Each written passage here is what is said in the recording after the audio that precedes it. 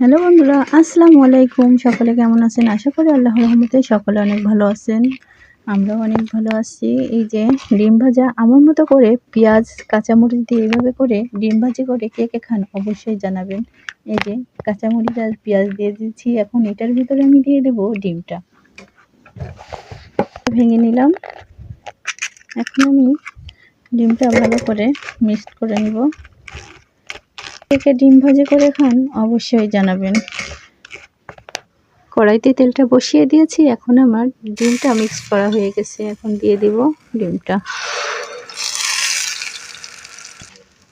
এভাবে করে ডিম ভাজি করে খেলে কিন্তু অনেক মজা লাগে। গরম ভাতের সঙ্গে এক প্লেট গরম ভাত সঙ্গে একটা ডিম ভাজি নিমিষেই কাবার।